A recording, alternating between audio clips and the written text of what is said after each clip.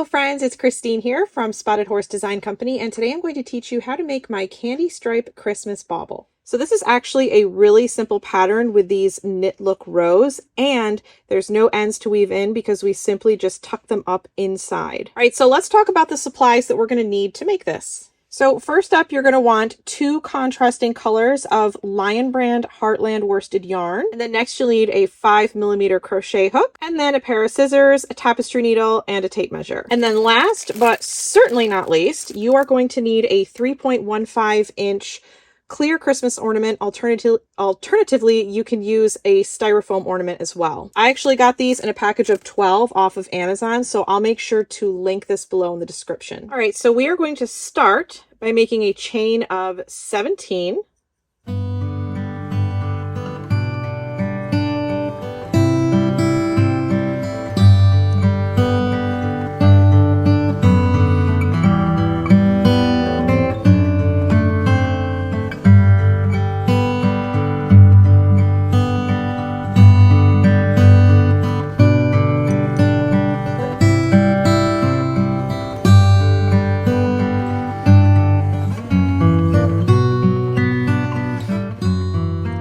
Now, once you have your chain of 17, I just want to take a minute and measure this first because we may need to add or take away some chains. So you want to make sure that this starting chain measures just about at the 5-inch mark. So if yours is not measuring quite 5 inches, if you're still a little shorter, you can do one of two things. You can add more chains until you get to the 5-inch mark, or you can swap out your crochet hook for a larger hook. This pattern is highly customizable, so either of those options will work just fine. If you end up adding more chains, that means your stitch count is going to be different than mine, but as long as it measures the same at the end, then it's all good. All right, so we are going to work into the second chain from the hook.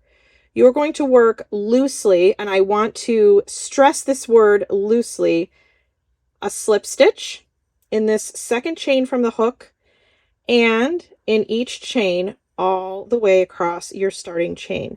Again, making sure that you're working loosely. If you tend to crochet on the tighter side, then I would definitely suggest to go up a hook size, or maybe even 2 if you're a super tight crocheter.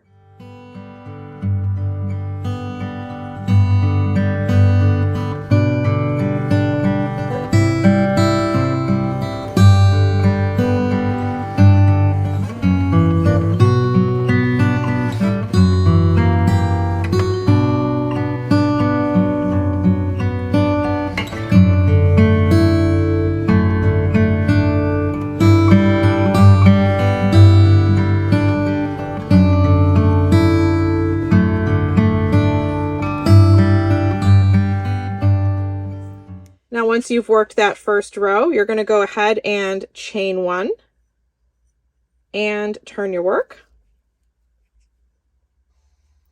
And now we are simply, from here on out, we're going to be working into the back loop only, okay? So you're going to ignore this front loop here, and we're going to work, again, very loosely, a slip stitch in this first stitch in the back loop only, and in each stitch all the way across.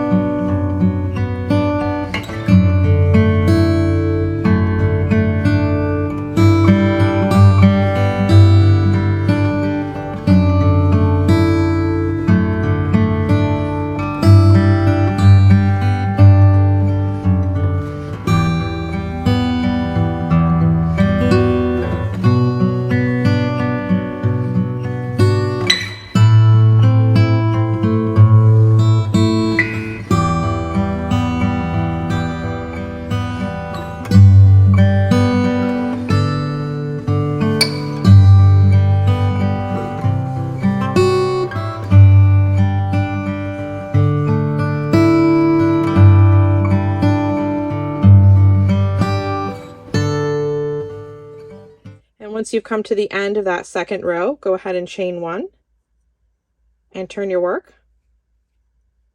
Now for the next 2 rows, it's just going to be a repeat of this last row we just did. So you're going to work a slip stitch in the back loop only, in this first stitch and in each stitch all the way across, and you're going to do this for the next 2 rows. So that will be 4 rows total of the slip stitch.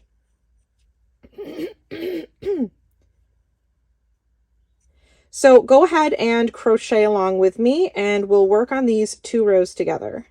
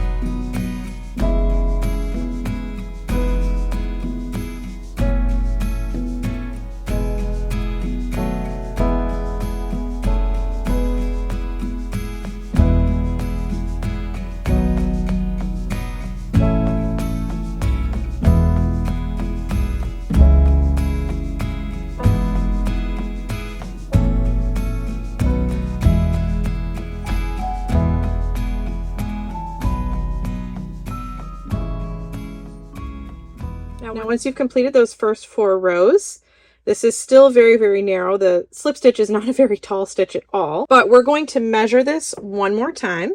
And this measurement right here is going to tell you if you're on track for this to fit your cover or not, and if you need to adjust either your hook size or your gauge or both. All right, so this should measure, you're going to be shorter than our initial 5 inches, okay? So if you're anywhere in the 4 to 4.5 inch range, you're good. If you are any shorter than 4 inches, you may need to start over with a larger hook size and possibly loosen up on your tension a little bit as well. But so far we're looking good over here, so I'm going to continue. All right, so after these first 4 rows, you're actually just going to fasten off. I'm going to grab my contrasting color here. I'm going to be using this green. And now with your new color handy, okay, you're going to insert your hook again in the back loop of this first stitch, pull your new color through, and then I like to chain 1 and then work a slip stitch in this same stitch again, only in the back loop. And then I just kind of tighten down on that. So as you can imagine, switching colors this often, you do get a lot of ends, but we don't have to weave any of these in. This pattern is nice because once we seam up the sides here, all you're going to do is tuck all of those ends inside the cover, inside the bauble, and no one's ever going to see them. All right, so moving forward, we're just going to continue working in these back loops. We're going to do 4 rows total with our new color. Again, the same deal, working a slip stitch in each stitch all the way across for 4 more rows. So go ahead and crochet along with me and we'll work on these 4 rows together.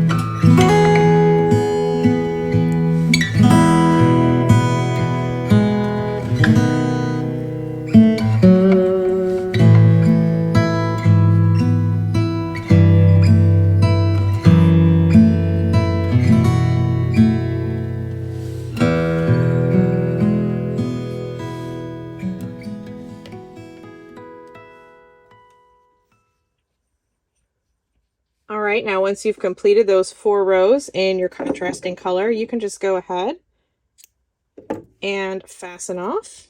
So I'm just going to continue to alternate 4 rows of my original color, and then I'm going to switch back and do 4 rows of my contrasting color. And I'm going to continue to alternate 4 rows of color A, 4 rows of color B, 4 rows of color A, 4 rows of color B, all the way until I have 40 rows total. So basically you'll have 5 strips of each color. And once you've completed all 40 rows, we'll go ahead and measure one more time. Now I'll say it's okay if it's just shy of 6.5 or a little bit over. It doesn't have to be exact, but if you're in this range, you should be good. All right, so make sure your yarn and hook are handy. We're going to just fold this up. Now, it doesn't matter which color yarn that you choose. It really doesn't. So this is the right side, okay? This is the wrong side where you see all the, like the lines, I guess. So you're going to fold it so that the right side is on the inside and this wrong side is facing you. Don't worry about these ends right now. So right now I have the last row that I worked facing me, and then over on this side is my starting chain. So I'm simply going to insert my hook into the back loop of the last or the first stitch of the row facing me, and then on the other side is my starting chain. So I'm just going to insert my hook through that chain and pull my yarn through, chain 1, and now I'm going to make a slip stitch through the same spaces. All right, and now I'm just going to continue. Oh, I've got a little, oh, is that one of my hairs? I thought it was a cat hair at first. All right, so we're going to continue in the same manner to work into the back loop and then into the corresponding chain across the way here and make a slip stitch. So again, back loop, corresponding chain across the way, and slip stitch. And we're just going to continue to work slip stitches in this manner all the way across. So go ahead and crochet with me and we'll seam this up together.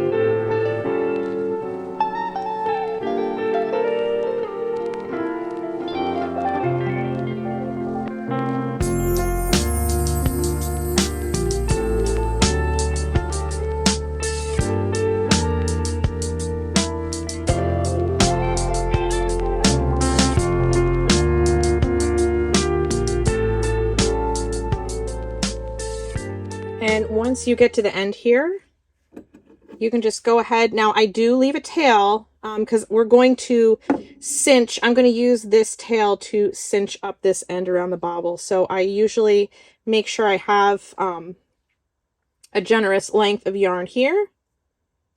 So now before we turn this back so that the right side is facing out, I do like to trim these ends because this is a lot. This is quite a bit. So I just take my scissors and I do, you know, maybe just a couple, 2 or 3 inches. Whoops. And then you're just going to flip this around so that the right side is now facing you. Now these ends, I just like to tuck them inside. Grab your bauble now and you're just going to pull it on through. And don't worry if some of your ends are poking out. We'll tuck those back in as we're working. You know what I just realized? I trimmed the end. Remember I said to leave a long tail? I accidentally trimmed it, but that's okay. We're just going to get another piece of yarn here. So go ahead and thread your tapestry needle. And we're going to start by cinching up the bottom first. And basically what I do is I just weave my tapestry needle in and out all the way around. So it really doesn't matter where you start. I just kind of start in one spot. And I'll just kind of go whoops, in and out like this.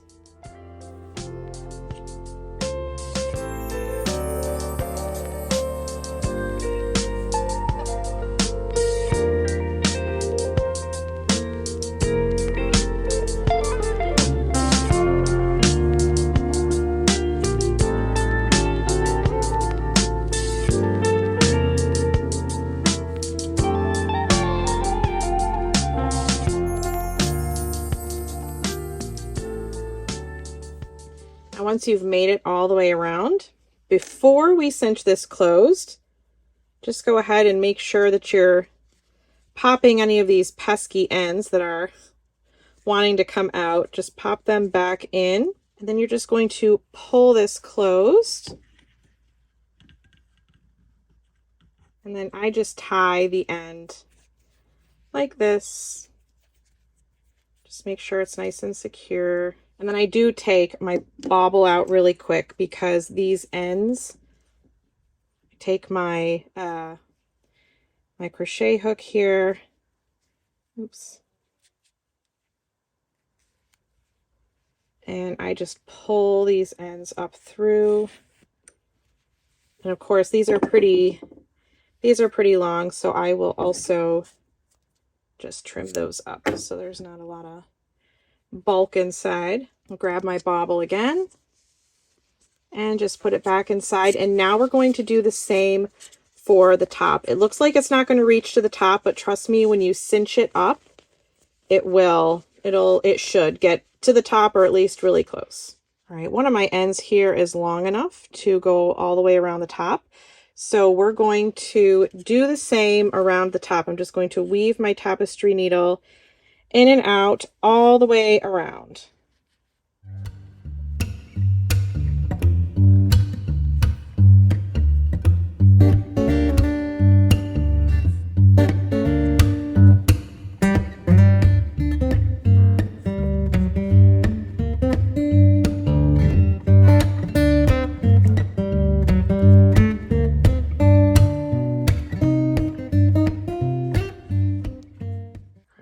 Actually barely made it around with that end, but that's okay.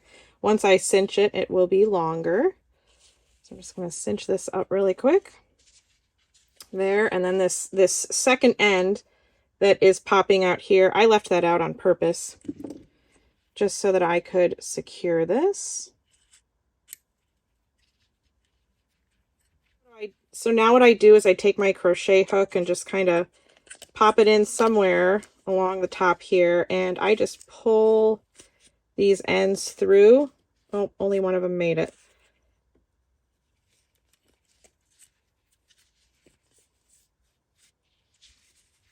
We're going to do that there one more time. So insert my hook and then just pull. Oops, come on.